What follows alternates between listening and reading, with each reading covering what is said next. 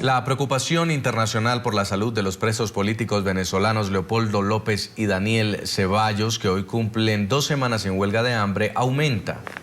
El Club de Madrid, organización integrada por más de un centenar de exjefes de Estado y de Gobierno de 70 países, envió una carta al Papa Francisco para solicitarle que este domingo, cuando reciba a Nicolás Maduro en la Santa Sede, interceda para impulsar la reconciliación, la democracia y la justicia en Venezuela. En el documento le piden al pontífice que solicite al chavista la liberación de los presos políticos, el respeto a los derechos de participación social y libertad de expresión y que se celebren elecciones justas y transparentes.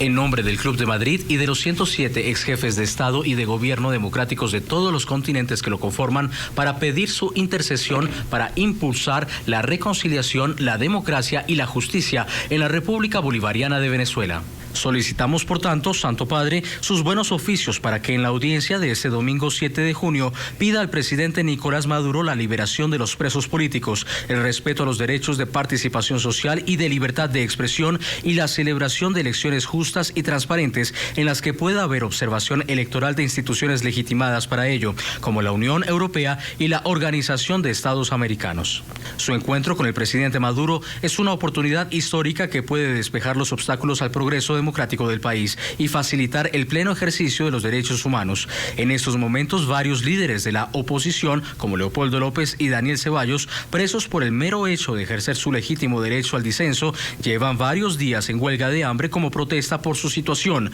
sus condiciones de arresto, sin permitirse la presencia de organizaciones humanitarias independientes como la Cruz Roja Internacional que verifiquen el trato que reciben y su estado real de salud, nos hacen temer muy seriamente por su vida.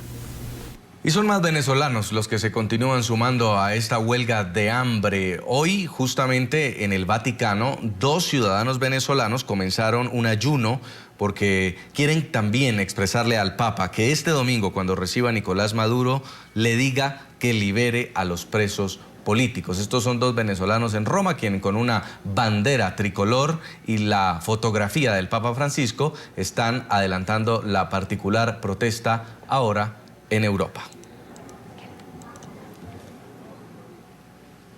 Justamente ayer en Europa se estaba discutiendo en el Eurolat, un grupo de parlamentarios latinoamericanos y de parlamentarios europeos, si en la próxima cumbre de la Unión Europea y la CELAC se iba a tocar el tema de los presos políticos en Venezuela. Pues llama la atención que fueron particularmente los parlamentarios latinoamericanos los que no quisieron que se incluyera el punto de Venezuela en la discusión, a pesar de la presión de los europeos que sí consideraron que se debe tratar el tema venezolano. Saludamos en Bruselas, en Bélgica, a Juan Salafranca. Él es el secretario general adjunto del Partido Popular en el Parlamento Europeo. Buenas tardes, gracias por estar con nosotros en el informativo de NTN 24 para toda nuestra teleaudiencia en las Américas.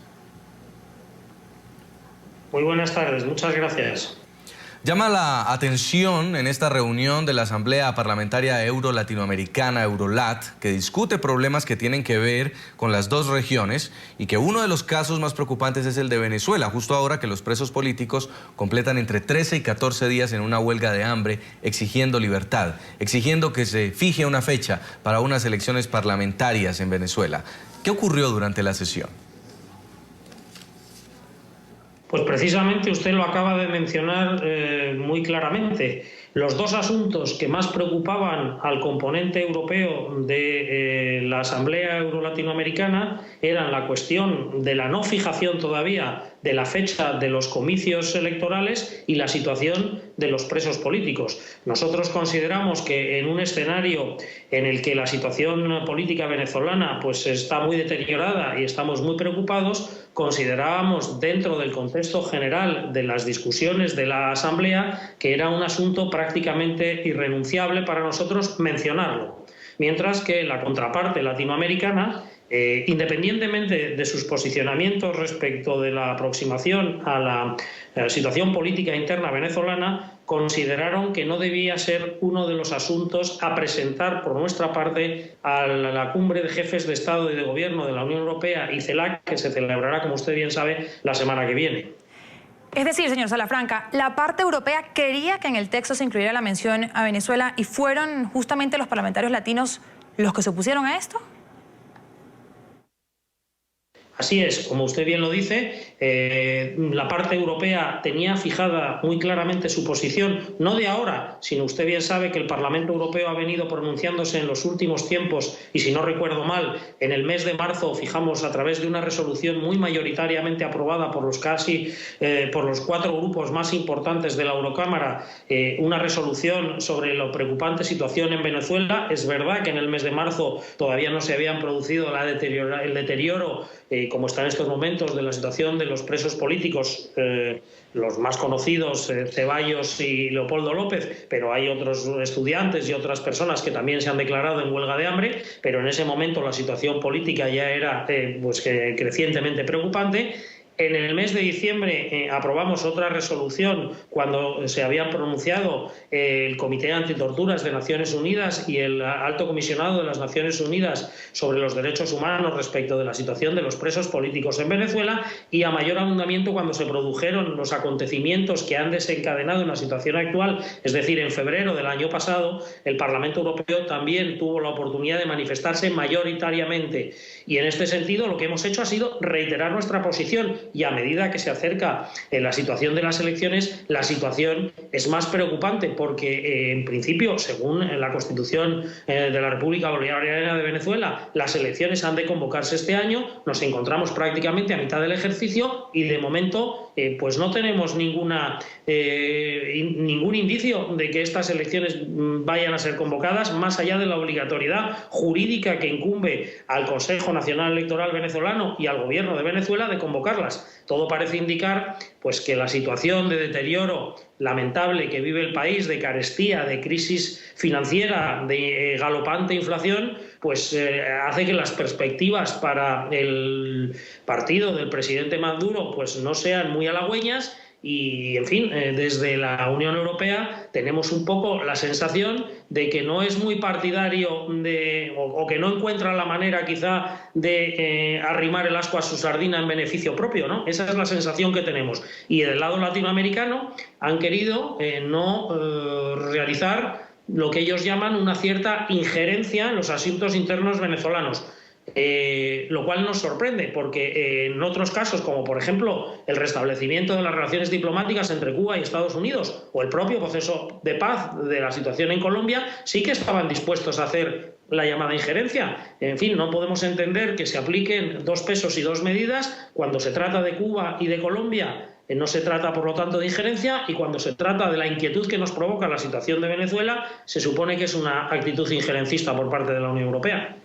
Y este discurso de la injerencia viene incluso desde el propio chavismo. Recordemos que cuando la Eurocámara aprobó la resolución mayoritaria fue Nicolás Maduro quien dijo que se trataba de un acto injerencista. ¿Ha hecho un lobby Venezuela para que hoy los parlamentarios latinoamericanos manejen el mismo discurso? ¿Cuál fue la actitud de los latinos en la Eurolat? ¿Y de qué países provino esta posición?